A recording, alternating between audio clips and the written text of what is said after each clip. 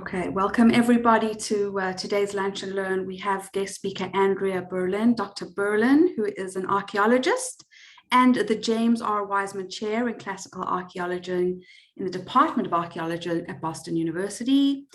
She also holds a faculty position in the Elie Wiesel Center for Jewish Studies at Boston University, and before she was the Morse Alumni Distinguished Teaching Professor of Archaeology in the Department of Classical and Near East Studies at Minnesota University. She received her PhD from the University of Michigan and published widely on the archaeology of Second Temple Judaism and the archaeology of Israel. She has been assistant director of Tel Anafa and B'nais excavations and a co-director of the excavations of Tel Kedesh. Dr. Berlin is the initiator and the main editor of the Levantine Ceramics Project, an open database of ceramics produced in the Levantine region. Dr. Berlin, welcome and hello, and over to you. All right. Hi, everybody. I am going to share my screen and set up here.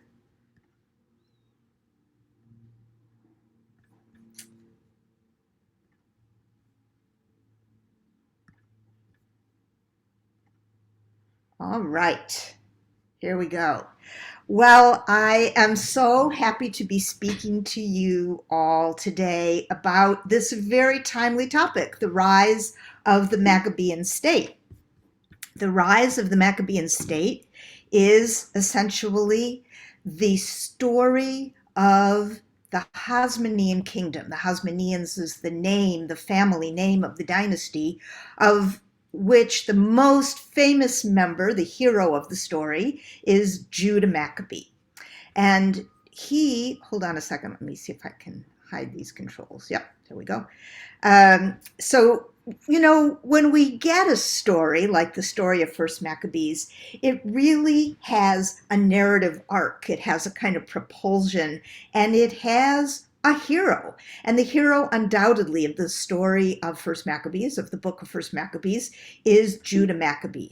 Today, if you go to the town of Modi'in, the legendary hometown of the Maccabees, you can see a road sign that will send you to a purported site of Maccabean graves. If any of you have been there, don't believe it. That Maccabean grave site is actually a Byzantine period, so about 600 years later church. And you might have even seen this memorial, this modern Israeli memorial, to the memory of the Maccabees. All of this is based on the book, on the story as we have it. But, to get underneath the story, there are two things that we need to consider. One is geopolitics. What was the actual lay of the land and the wider historical stage that gave rise to the episodes that are recounted in the book of Maccabees? And below the level of geopolitics, there's the evidence of archaeology. Archaeology is a completely other category of information than the kind of story that we get in the book of Maccabees. And today what I want to do is leave behind the story in the book of Maccabees for the most part, and consider instead what the archaeological evidence that we've been uncovering for the last decade or so, and our knowledge of the geopolitics around this period allows us to see. And by the end of this presentation, you might think that you would tell a different story about this same period than the one that's so familiar to us from the biblical book. I'm going to organize this presentation around three generations. Generation 1 in the 160s BCE, that's the era of Judah Maccabee himself. Generation 2, about 20 years later, his younger brothers, Jonathan and Simon. And Generation 3, his great-nephew, John Hyrcanus, who was the son of Simon. When I do this, I do it on purpose, because sometimes what we so easily forget, when we talk about history is how much time things actually took. You know, one of my favorite sayings about history is that it only is inevitable in retrospect. It's only inevitable in hindsight. But at the beginning, we don't know what's going to happen at the end, and neither did the participants. And a better way to understand the rise of the Hasmonean state is to do it not retrospectively, the way that the Book of Maccabees does, but in the order that it actually happened. So let's start at the beginning, in the period of Judah Maccabee in the 160s, when the entire region was overseen by two big empires. You know, the Near East, the Middle East, as we call it today, the Near East in antiquity, was a region that was primarily throughout all of the millennia of its history, a region covered by imperial territory, a region overseen by empires. And in the period we're talking about, the time of the time of the Maccabees, there were kings in charge. There were Seleucid kings, the Seleucids of Syria, and the Ptolemaic kings, the Ptolemies of Egypt. And the king in charge in this period was the Seleucid ruler Antiochus IV. He ruled from 175 to 164 BCE, the 2nd century. In that period, we know from the Book of Maccabees that Antiochus wrote to all his kingdom for all to be one people. That's according to the author of First Maccabees. What could that mean? What could that mean? Let us take a look at 4 sites to understand what life was like on the ground in the time of Judah Maccabee. We're going to start at the southernmost of these sites, Mareshah. Mareshah sits in the modern-day region of the Shephelah of Israel. It's a region that in antiquity was called Idumea. It's a beautiful area, very fertile and lush, rolling green hills, lots of olive trees. And here at the site of Mareshah in the 160s BCE, what is above ground today, just lovely green fields, was in the 2nd century BCE a huge and thriving city. It was had a citadel at the top and lots of houses clustered all around the citadel coming down the hills, probably kind of protective wall around it at the base. And decades of archaeology here have shown us exactly what it was like to live in this city in the 2nd century BCE. What we see are large and comfortable houses with lots of nice interior decor. At the top of the screen on the right here, you see fragments of wall plaster, painted plaster that was intended to look like colorful marble and colorful colored marble panels. And there were what we call pilasters on the walls. You see here in the lower part of the screen a fragment of an Ionic pilaster. That's a fake Ionic column. It was made out of plaster and adhering to the wall so that you could imagine that the inside courtyard of one of these houses had Ionic columns all the way around it. Very, very fancy looking, but a lot less expensive than carving a column out of stone.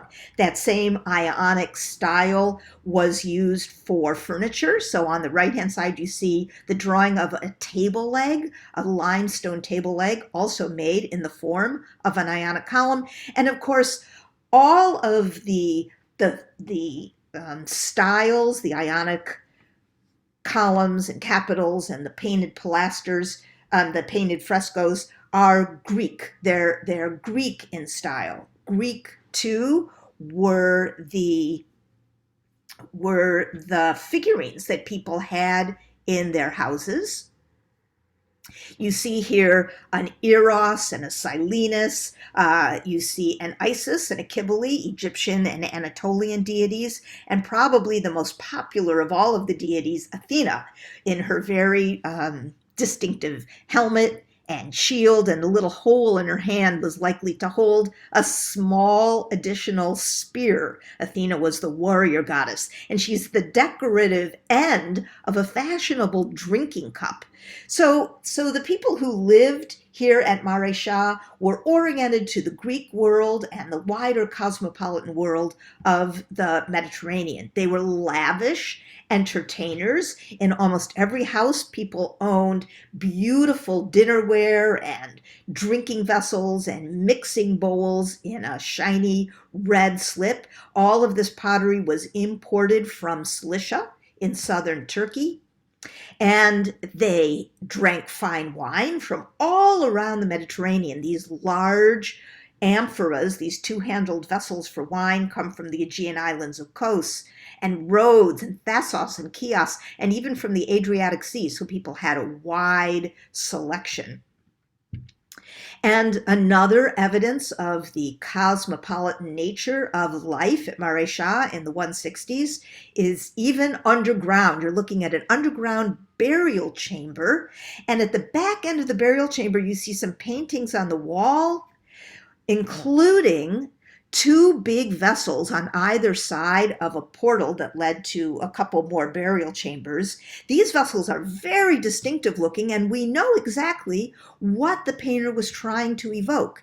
He was trying to evoke a special kind of prize vessel called a Panathenaic amphora. These were jars filled with olive oil that were handed out in contests in the city of Athens that were held annually on behalf of the birthday of Athena. That was a big festival every year, the birthday of Athena, and they were decorated with the same kind of Athena that you saw on that decorative rhyton, that warrior goddess with her spear and her helmet and her shield and her flowing robes. So you see here at Mare Shah evidence of comfortable lifestyle, cosmopolitan, Greco-Roman, Mediterranean lifestyle, lots of imports, fine wine, fancy dishes, interior decoration.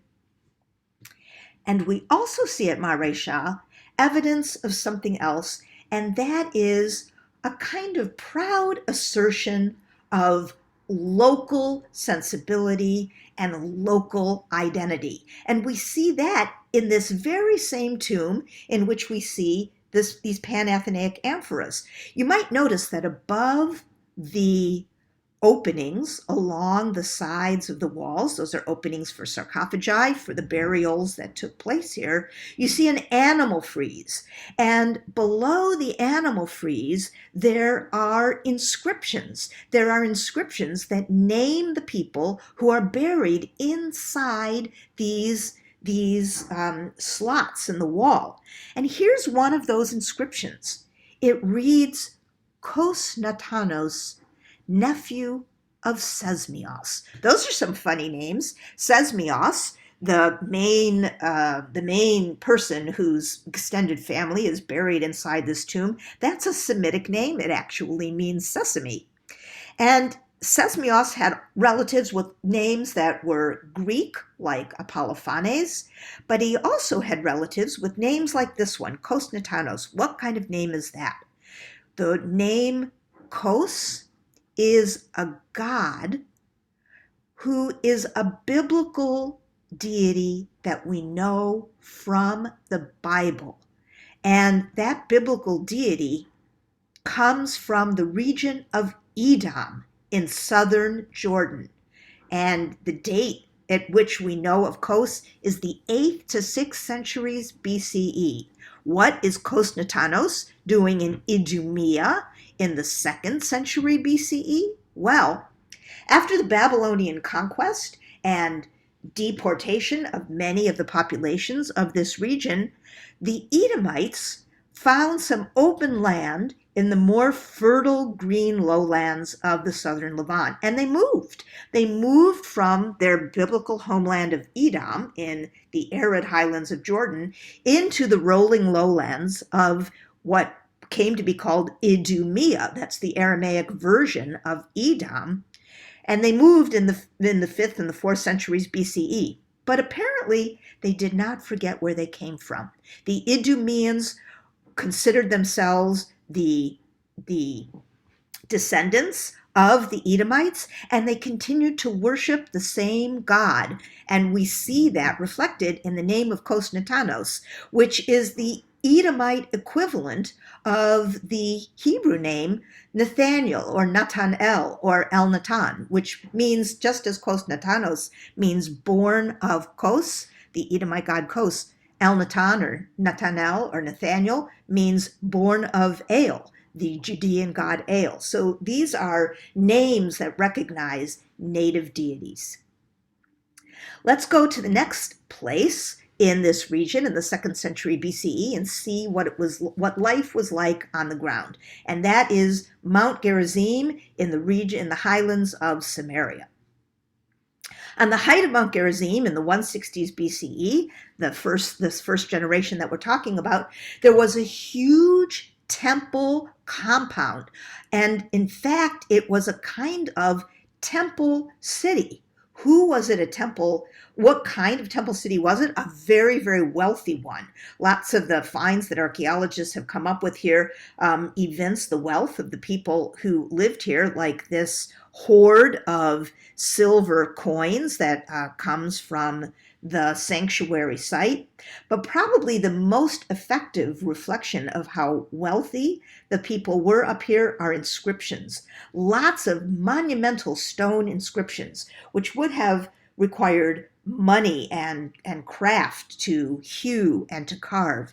And these inscriptions are very interesting because they tell us who is living here and how they regarded this place. So you see here one of these inscriptions. It reads, Delaiah, son of Shimon, dedicated for himself and his sons this stone for good remembrance before God, Allah, in this place. Two things that I want to point out to you here. One is the name of the deity, Elohah, that is Aramaic, but it is the same name of the same God of the Judeans, Elohim, the same name as the biblical God of the Judeans. In other words, the Samaritans who worshipped on Mount Gerizim worshipped the same deity as in Jerusalem. They would have considered themselves Judean or Israelites of the same tribes and the same groups as the Judeans who lived and worshipped in Jerusalem. But they had, like Kosnetanos down at Maresha, a sense of local specificity. And many of the inscriptions from Mount Gerizim remark that their dedications are for their God in this spot, meaning Mount Gerizim and not Jerusalem. Let's go to the third of the places that we want to take a look at in this time, and that is Kedesh, at the uppermost end of modern-day Israel today in the Upper Galilee. You're looking at a beautiful aerial shot right now. On the horizon, you can see Lebanon, and that road that is running in the foreground or the midground of the image is the northernmost road in modern-day Israel. To the left, on the left side of your screen, you see a huge tell that runs almost a kilometer from north to south, and at the bottom of the tell, a 20,000 square foot compound that's been excavated over the last 15 years or so by myself and a colleague of mine, Sharon Herbert. And in this excavation, we have found a large administrative compound that gives us a sense of who was living up in this section of the country and how they were living in the 2nd century BCE. So let's take a fast, closer look. In one corner of this compound, we have found the remains of an archive. You see here a whole bunch of clay ceilings. These clay ceilings are amazing. They are the imprints of signet rings, the signet rings of private individuals who would have witnessed and recorded documents that were left inside this archive as a course of record. What kind of documents? Well, probably contracts or wills or official letters or tax receipts. And each of them would have been witnessed by an individual who left his or her imprint. You might have recognized that one of these individuals had our Athena as his or her symbol. You can see her shield and her spear and her helmet there. So most of these sealings were those of private individuals, but a few of them show us that there were also officials who left their documentation in this archive. And of these, the most important is this one. You see the representation of an Apollo. He is the patron god of the Seleucids. And unlike all the rest of the sealings here that just occur in singletons, individual ones each, we have about 80 identical representations of this Apollo. It's very unlikely that a private individual would have sealed 80 documents. It's much more likely that this is the seal of an official, and probably, considering that it's an Apollo on this seal, a Seleucid official. In fact, this compound wasn't only an archive, but some pretty fancy entertainments went on there. This entire central part was a series of entertainment rooms, probably for local and provincial officials of the crown. Inside these rooms, there were fancy walls decorated with painted and molded stucco, just like down in the fancy houses at Mare Shah. And throughout the building, we found lots and lots of fancy pottery, imported pottery, from wine amphoras from Rhodes and oil jars from Tyre, dinnerware from Cilicia, just like that was found down in the south at Mare Shah, and perfume bottles from Tyre, cooking vessels from Akko, all kinds of vessels that show a very active market network for the folks that were living at this site. Another indication of the buy-in to the larger imperial project comes from a whole series of individual sealings of people whose rings had portraits that seemed to channel the portrait of the king. So you're looking in the middle on the top at the portrait of Antiochus IV on his coins, and you might notice that all of these individual portrait sealings on these clay bullae look a lot like Antiochus. Now, it's very unlikely that all these people actually look like Antiochus. Instead, what we have are people channeling the fashion of the day, the hairstyle, the curly hair and the diadem, the intense look, the short mustache of the king, the clean-shaven look, the sort of youthful demeanor. All of those show that these were folks that channeled the same fashion sense of the current monarch.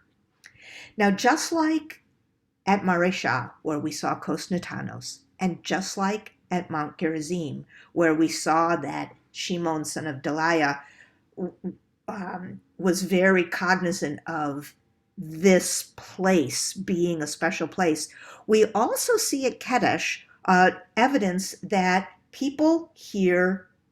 there were some people here who had a sense of particular cultural pride and identity. And that's another one of these small sealings that you see here on the right-hand side. It shows the Phoenician deity Tanit and an inscription in Phoenician that reads Ash al-Aretz, and that means he who is over the land. We have about 10 of impressions of this same sealing. So like the Apollo sealing, this is probably a local official. But unlike the Apollo sealing, this official is probably, instead of an imperial official, a Phoenician official, probably from Tyre itself. And the land over which this person ruled was likely the entirety of the Upper Galilee. In fact, we might even see Kedesh as the farthest edge of the hinterland of the city of Tyre itself. That's an important point that you're going to want to keep in mind, and we're going to come back to in generation 2.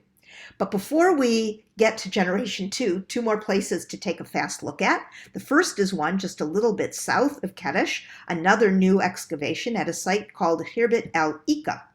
Khirbet el-Ika sits on a high plateau overlooking the Sea of Galilee. You see the beautiful view from El-Ika on the left, looking out at the Sea of Galilee, and on the right, a view of some of the remains and the plateau that the site is on. Here's an aerial view where you can get a sense of the size of the site. What was life like at El-Ika? Well, it was pretty similar to what life was like at Kedesh. People had lots of tableware imported from Cilicia, cooking vessels from Akko, wine jars from Rhodes and Kos in the Aegean. So market networks that connected the lower Galilee, probably with the coast at Akko, just like those same markets connected the upper Galilee with the coast at Tyre. You could imagine the upper and the lower Galilee as really being the hinterlands of these two coastal cities. All right, well, that's the setup that allows us now to finally turn to Jerusalem. One of the reasons that I've kept Jerusalem for last and taken the time to show you some of these other sites that are contemporary with the remains that we're about to see from Jerusalem is that the remains from Jerusalem are very scanty. They're a little hard to make a story of unless you have the bigger context of what else is going on around the country at this time. But now that you know, you may be better able to appreciate the meaning behind what the author of First Maccabees says quite unhappily as the behavior of some in those days who joined themselves to the nations. What is it that the author of First Maccabees is talking about? We have remains from the 2nd century, the 3rd and the 2nd centuries BCE from Jerusalem, from the region that I just outlined in blue. This is the city of David, the spur of land that comes south from the Temple Mount. And from the 3rd and first half of the 2nd centuries BCE, the remains from the city of David show us people living very similar to the way people lived at Maresha or Kadesh or Khirbet el-Ika. They had fancy tableware from the Mediterranean, wine from Rhodes and other sites in the Aegean, fancy jewelry, and even signet rings with seal stones, including the one that you see here, and you might be able to recognize our friend Athena with her long garb and her spear and her shield and her helmet. She's a little harder to make out in this seal than she was in the ones from Kadesh and Maresha, but hopefully you can get the idea. Now, in the last decade or so, there's been quite a bit of additional excavation in the area of the city of David at its northern end in an area that's called the Givati parking lot.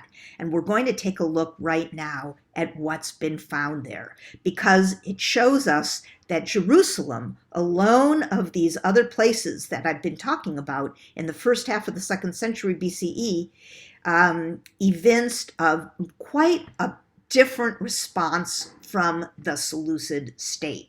You see in the archaeological remains here a very, very massive fortification wall and a large tower that was built right next to it. In the image on the left here, you might be able to spot a woman standing to the left-hand side here, and that woman standing there gives you a sense of the scale of the fortification that we're talking about. It is very likely that this is none other than the remains that the author of First Maccabees describes as a citadel, or in Greek, the Akra.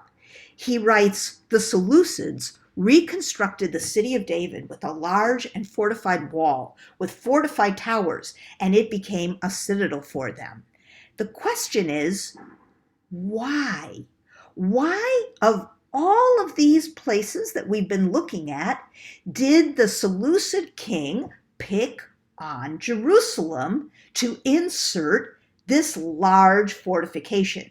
You see the place of the fortification? It's just south of the Temple Mount and dominating the main road to and from it that would have passed from the Gihon Spring at the southern end of the city of David up to the Temple Mount itself.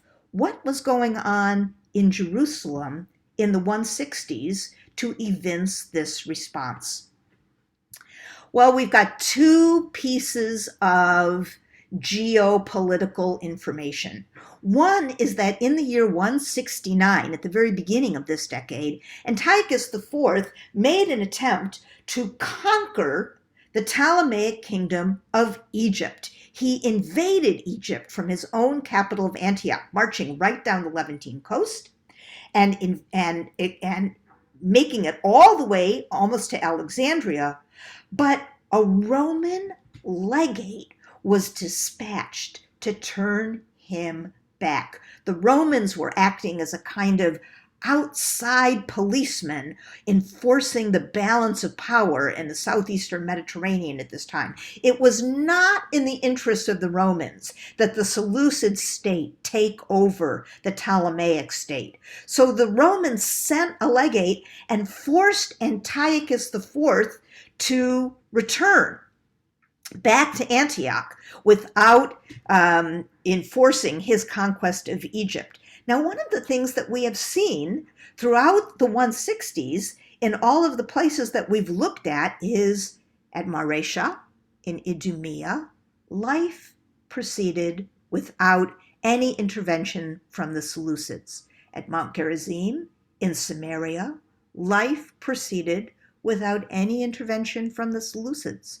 At Kadesh in the Upper Galilee and Hirbit el-Ika in the Lower Galilee, life proceeded without any intervention from the Seleucids.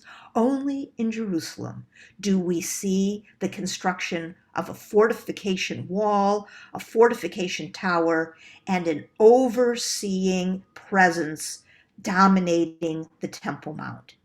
It is very probable that the reason for this was some kind of small uprising in the 160s in Jerusalem.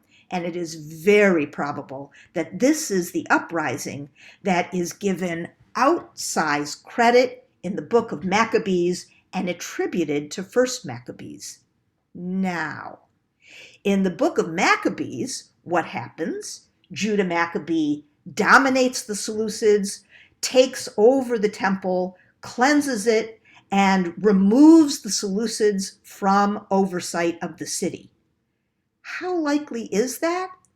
Very unlikely, because we know that the Seleucid presence in the Acra continues all the way down into the 140s. There's not a bit of evidence for any kind of destruction or remodeling or Judean takeover of the area of the Acra throughout the period of Generation 1. And that brings us, in no uncertain terms, to Generation 2, the 140s and the generation of the younger brothers of Judah Maccabee, Jonathan and Simon. Well, in the year 145, the king of Egypt, Ptolemy VI, returned the favor that Antiochus IV had done, and in turn invaded the Seleucid realm. Unlike in the time of Antiochus IV, the Romans did not bother themselves at this point with stopping Ptolemy, and probably one of the reasons is that within 2 days of his victorious conquest of Antioch, he died from wounds suffered in battle. In the later 140s, there's something that we know happens both from the book of Maccabees and from the excavations in the Givati parking lot. And that is a new construction up against the Tower of the Acra. And that new construction is a huge fortified glacis that is built probably in the late 140s or possibly the 130s. That is to say, the time of Jonathan or Simon. And this new construction is spoken of in the book of Maccabees. In the 170th year, the yoke of the nations was lifted from Israel. The people began to write on their documents in the first year of Simon, general and leader of the Judeans. What is the 170th year? It is 142 BCE. Now, how could it be that suddenly Simon was able to take over the Seleucid fortification of the Acra? In the book of Maccabees, it is attributed simply to the military prowess and heroism of Simon alone. But the geopolitical situation tells us that it was a very different story. Let's go back to the aftermath of Ptolemy VI conquest of Antioch. That was the year 145. He made it all the way up the coast. But then, as I said, within 2 days of his conquest, he died. And one of the things that happened was that unleashed a virulent, harsh civil war between contendants for the Seleucid throne. In the year 143, those two contenders for the Seleucid throne were the king Demetrius and the guardian of one of the other candidates for the throne, a general named Tryphon. We know from coins that Tryphon and Demetrius minted that they contested the entirety of the coast, and neither one of them could gain the upper hand. Tryphon held Byblos, Demetrius held Tyre. Tryphon held Ptolemais. Demetrius held Stratos Tower, which is the site of the later Caesarea. Tryphon held Ashkelon. Demetrius held Gaza. Nobody could get the upper hand from either one. Remember Upper and Lower Galilee? How I said that what they really were the hinterlands of Tyre and Akko. That helps us understand the story of what came next. According to the text of 1 Maccabees, word came to Jonathan that Demetrius's commanders had come to Kadesh in Galilee with a large force, intending to divert him from his mission. Jonathan marched to meet them. Jonathan and his army encamped by Lake Gennesar, that's the Kinneret, the Sea of Galilee, and then made an early morning march to the plain of Hatzor. Before I go on, I have to say to you, why is it that Jonathan is being dispatched to Kadesh in Galilee? There can only be one reason. Jonathan is working as a general under the auspices of the Seleucids. And the Seleucid side that he is on at the moment must be that of Tryphon, who is controlling the region of Ptolemais. And Tryphon has summoned Jonathan to take on the forces of Demetrius, who have encamped in the area near Kadesh. The text of 1 Maccabees tells us what happens. An army of foreigners confronted him in the plain. Jonathan defeated them, put them to flight all the way to the enemy camp at Kadesh. The number of foreigners killed on that day reached 3,000. Jonathan returned to Jerusalem. The best evidence that you can have that Jonathan was working here on behalf of the Seleucids and not on behalf of himself is exactly what happens after he defeats the forces of Demetrius. Instead of staying, taking over this enormous, powerful, strategic, wealthy compound, Jonathan returns to Jerusalem. Why? Because Jonathan isn't working on his own behalf. He's working on behalf of the Seleucid contender Tryphon, and his job is now over, and he returns to Jerusalem. We have found in our excavations here, in room after room, evidence of the Battle of 143. Rooms filled with whole pots left behind as people fled in the wake of this battle. It wasn't only at Kadesh, however, that archaeology has discovered the aftermath of the battles between Tryphon and Demetrius. At all the sites inhabited throughout Upper and Lower Galilee, archaeologists have found destructions or abandonments. The entirety of the upper and lower Galilee are abandoned in the wake of the 140s. The fighting is so intense throughout this region, it eventually culminates in the defeat, finally, in the late 130s of Tryphon and the success of Demetrius, but at great personal cost. That is the background to Simon's ability to take over the Acra in Jerusalem. And one of the other things that we know happens in this time is nothing else happens at this time. Simon takes over the Acra. He solidifies the Judean hold of Jerusalem, but he does not move out and hold any other territory. The Samaritan temple and temple city at Mount Gerizim remains in operation. The wealthy cosmopolitan lifestyle of people living in Mareshah and throughout Idumea continue as well. And that brings us down to generation 3. In generation 3, the time of John Hyrcanus, the son of Simon and the grandnephew of Judah Maccabee, some 50, 60 years after the purported conquest of Judah Maccabee, we still have the Samaritan temple city in Mount Gerizim. We still have the wealthy city of Mareshah in Idumea, and we have the small second temple city, as it were, of the Judeans in Jerusalem. In that year, the Seleucid king Antiochus VII makes an assault on Jerusalem. Why? Why Jerusalem? Probably for the same reason that his great uncle Antiochus IV had put the Acra fortress in Jerusalem some 50 years earlier, because only in Jerusalem was there evidence of a people who did not really go along with the Seleucid project.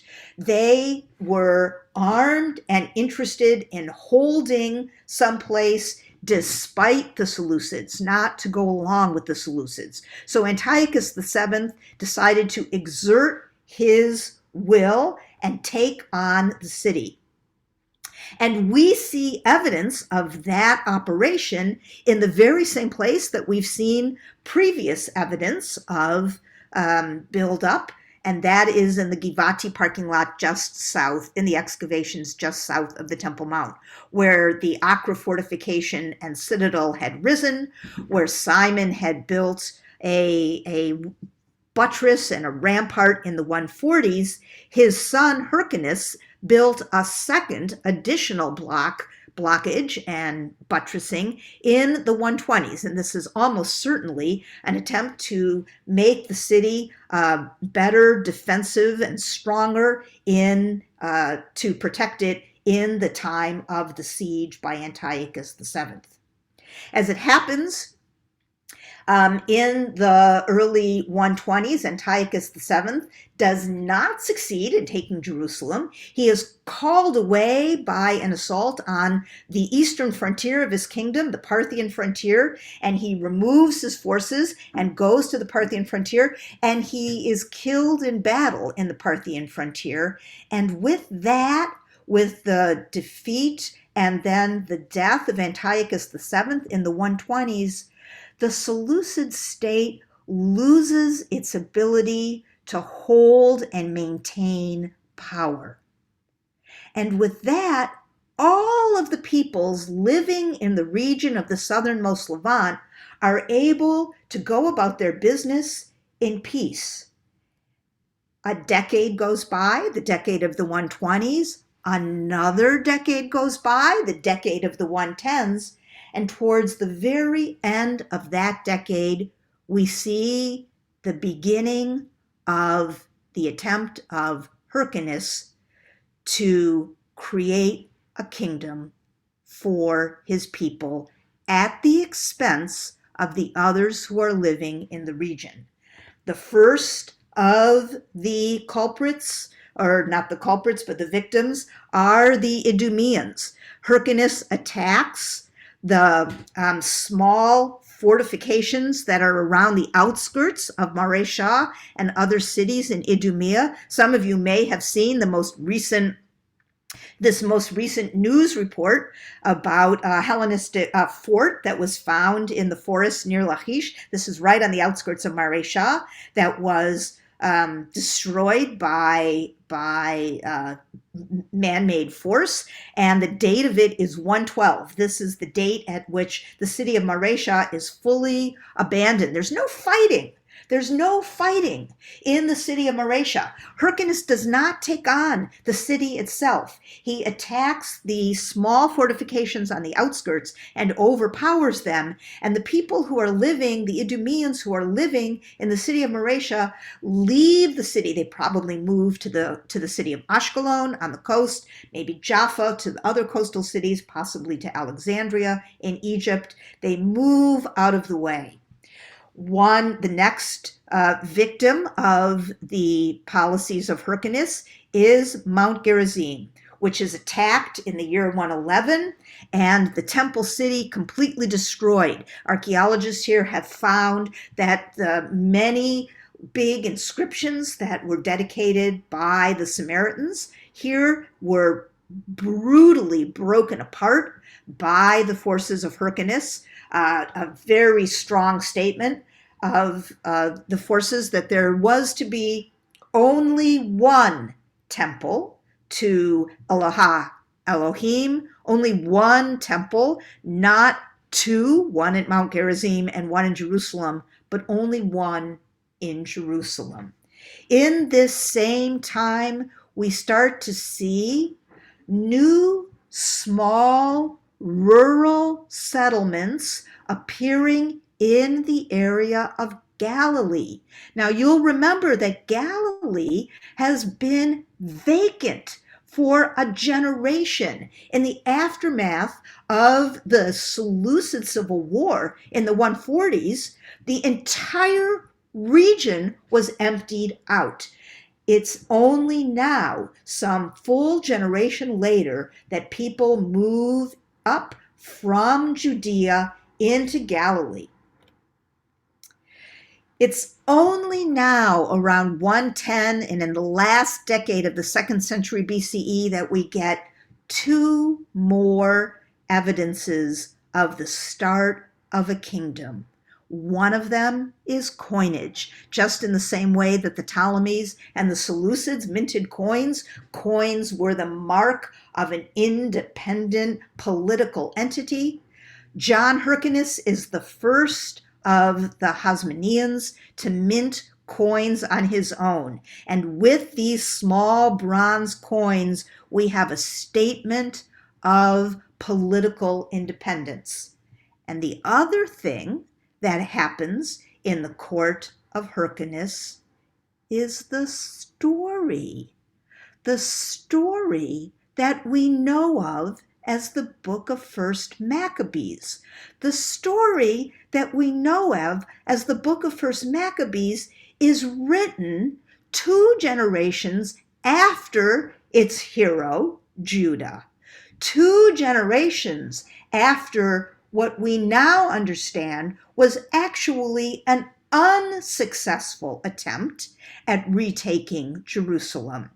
2 generations after the Seleucids inserted the fortifications in the Acra. What does the epic, the national story of First Maccabees do? It rewrites the tale of the rise of the state to turn it into an inevitable hero story with a founding father, Judah Maccabee, who creates a dynasty that culminates in his grandnephew, John Hyrcanus. When we talk about this story today, we flatten out all the history and overlook all the archaeology that I've presented to you. And we have what's left in the great hero epics that were recorded by Peter Paul Rubens in the 17th century painting, by the State of Israel in its Heroes of Israel stamp series that was issued in the 1960s. And you have to ask yourself, if you were writing the story, how would you decide to tell it? And with that, I'm going to end and turn the floor over to questions.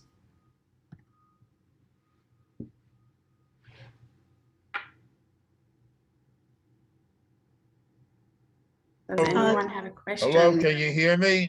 It's Leo. Can you hear me? Yes, I can. Well, this was really attention-getting story. And I'm trying to see if there were two lines developed, a storyline and an archaeology line. And I'm trying to figure it out because I got a little confused. Where they melded together seemed to be toward the end.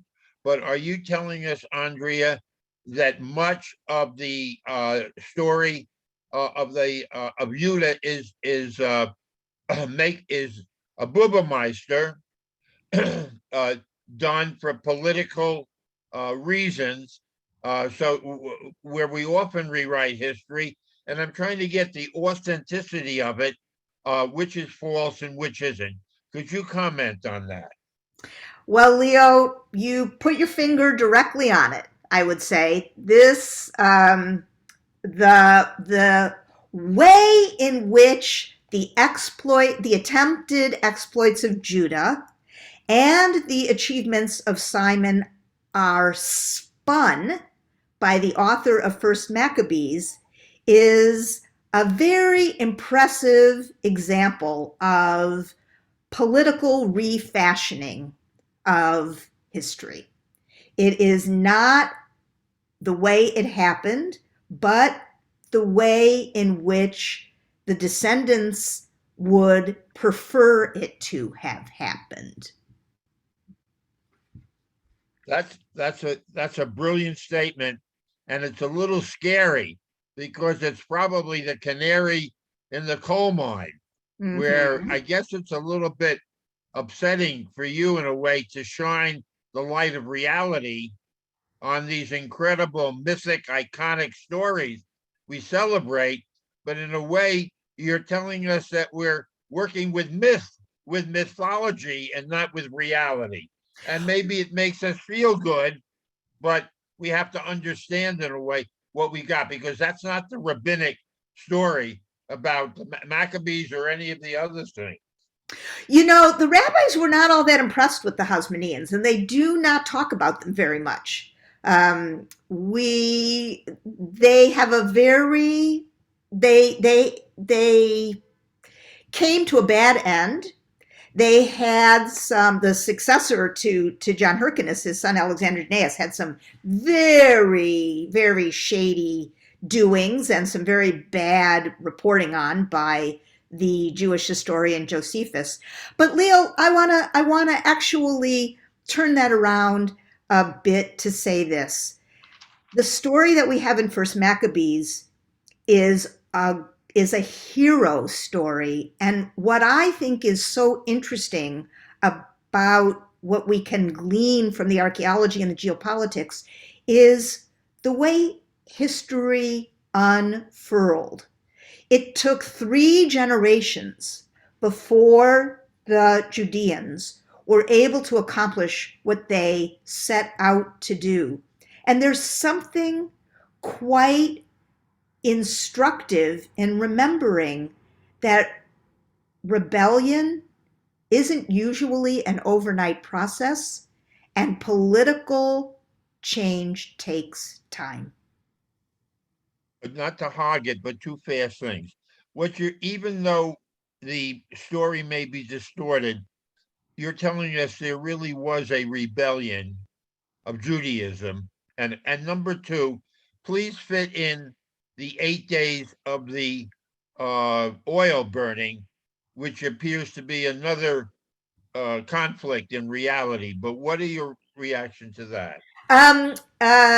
Yes, there really probably was some kind of there must have been some kind of uprising, and quite a serious one in the 160s, which is exactly the decade of Judah Maccabee, because there's no other way to explain the response of the Seleucid state. There's no other way to explain the construction of the Akra.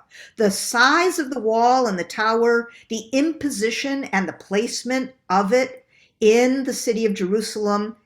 The Seleucids did not go looking for trouble. Like all successful imperial entities, they ruled by successful negotiation with local elites. And until then, they had done so in the city of Jerusalem. They had granted a very generous charter to the temple and in Jerusalem and the high priesthood. They had remitted taxes and given additional dispensations in sacrificial animals and sacrificial oil. The Seleucids were well disposed to local elites. The only explanation for the fortifications in Jerusalem in the 160s is that some local elites rose up against them, defied them. So yes, there is a kernel of truth. The piece that seems not to be true is the success of that rebellion. Does not seem to have been successful. And as for the 8 days, it's medieval. It's not ancient. And if you read the book of Maccabees, First Maccabees, or the book of Second Maccabees, or just it's not there, right? Yeah. Not there. Okay. Hi, Barbara. Hi. Thank you. This has been fascinating. At the very end of your talk, you spoke about the story being a hero story written decades later, generations later. And the first thing that came to mind was the writings about Jesus didn't come up until generations later. And that was what popped into mind, and possibly the creation of a hero story. Well, I absolutely think that you have something there. Some of the Gospels, most specifically the Gospel of John, and probably the Gospel of Mark, are a little bit late. You may know, some of you may not, that there is a widely held belief among New Testament scholars that at least the synoptic Gospels are based on an earlier gospel called the Kvelin, or the Sayings Gospel, the Q Gospel. And that is a set of stories which are also heroic. They are mostly the miracle stories, but they are only maybe one generation or a half a generation separated in time from the life of Jesus. So that's a little more compressed. But there are many, many examples of, 2 generations or longer narratives that rewrite a founding history. Yes, and but I do have a question. You gave a lot of very specific dates by year, but dates. And how do you determine that? Because even dating, I don't know that's specific to the year. So how did you do that?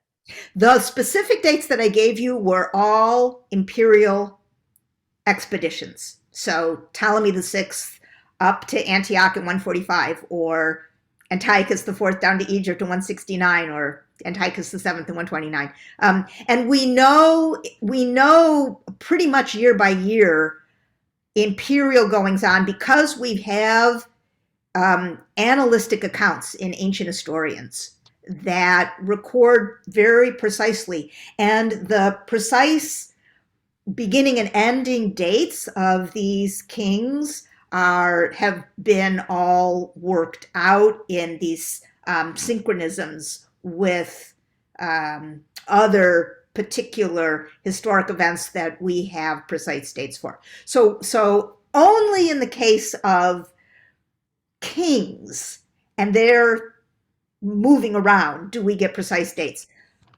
Otherwise, so for example, in the 160s in Jerusalem, so we know that Antiochus IV invaded Egypt in 169, but we do not know exactly when the construction in Jerusalem, we know it's the 160s because there are coins of Antiochus IV in the remains, but those coins have a 14-year span.